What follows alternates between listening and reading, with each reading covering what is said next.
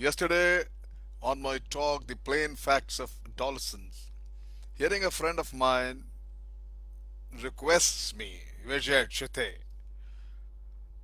a fashion designer, he requests me to talk on the conduct code of the teenagers. Is that fine? Let me take the try. You see, and suddenly in my mind, you see, the incident comes to my mind with my own teenager daughter Zara. You see what happened? Teenagers often are relieved from their parents say no. Although they put up a big show of wanting more freedom, they're comfortable in the knowledge that strong, supportive arms surround them. They want protection against their own impulsiveness and foolishness, also, I feel. And I learned this when my daughter Zara, now in 11th, giving her final exams, presented a fervent and a well thought idea to me that she want to take a solo trip to Europe. She want to fly there, roam around, and come back solo, alone. And obviously, the my answer was flat no. You are not ready for such a trip, and that too solo. And to my surprise, she responded, yes, Papa, I don't think so either. But I just thought I will try. If you suppose wouldn't have agreed, there is bound to be a dialogue of arguments or skirmishes. So let me tell you, my friends, the skirmishes, discussion between parents and teenagers had been on the increase with the advancement of technology and information explosion.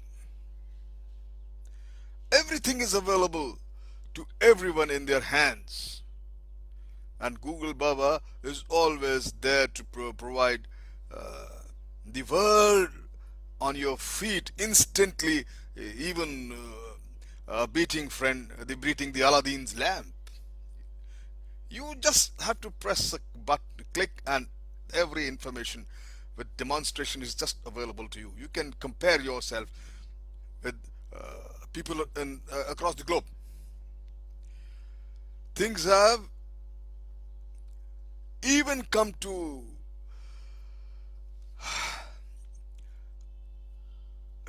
a point where youngsters are telling their parents, expect me home about 11. I will call it, if I'm delayed. So many places in the world, the responsible people have developed a unique code called the teenage code. Many cities of the world, depending upon their culture, their environment, and demographic dispensation. These are basically, what is this teenage code? The conduct code for teenagers, they call it. It's basically a guide to help parents and teenagers find their way through this stromy growing up years. All the codes, the teenager code opens with the basic rule that parents should know where their sons and daughters are while away from home.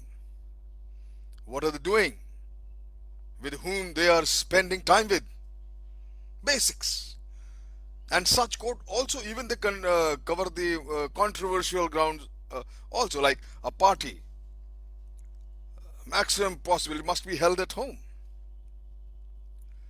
Party crashing, totally outlawed.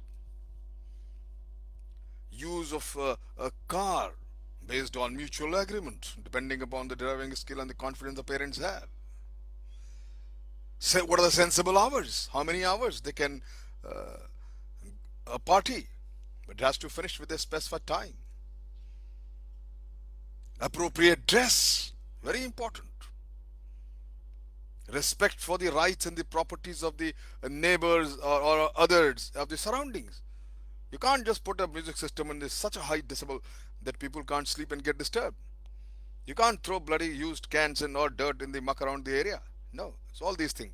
The code also must make it clear that smoking is forbidden by law under 18 and drinking is illegal under 21. Now, in my understanding, the key provisions of the teenagers code must have things like a parent or some other responsible adult should be at home when teenagers entertain, but they should allow the youngsters a sensible measure of privacy too. They should not be breathing down their neck. How can they be enjoying themselves? Then the uh, uh, lights out games have no place in a well ordered party. It has to be with lights on. There is no question of maneuvering lights off and partying. Young people and their parent should agree in advance on a definite time for getting home from, if suppose they go out. I won't call it a date. We are still in India not developed to allow our daughters to go on a date and come back. Young people,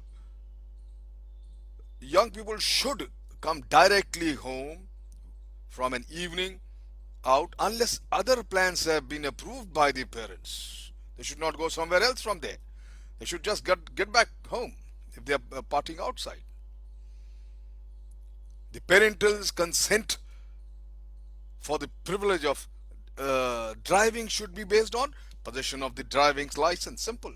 Young people's a proof of ability to control themselves, and the of course the car. Riders have a share in the responsibility for safe driving. Dares from rides have been responsible for many deaths of young people, untimely deaths. So sad, rash driving, and that too most of the time returning home when you are in a different mindset. My friend suggests times for terminating social affairs on non-school nights range from, I think, 10 maximum, 9 to 10. 10 is the, I feel 9, but 10 is an extreme case. Not more than that. With the code, I have another solution. If suppose I can't talk to Zara on these things and she's disagreed, I simply list down those code, type it out point wise, and post it on a study room or in a kitchen or somewhere so she can read it and read it many times so that it sinks into her. This is allowed. Should be like this. Nothing more, nothing less. Whenever a touchy question comes up, we both say, let's look at the teenagers of the code, and we follow the code because code has been prepared with mutual understanding and agreement. There is no violation of the teenagers code. Any code that does not claim to have found an easy answer to the teenagers puzzle. The code won't reach the grossly, I would say, negligent parent. Neither will it make a civilized gentleman of a confirmed rowdy. But for a common people, average people, reasonable people, it can help. The code is, my friend, a teenager code. What I'm talking about is a constructive action towards solving many of the problems facing young people and their parents today. Make your own code with mutual agreement and you'll be happy. Ensure that it's not violated. That's it. Thank you very much.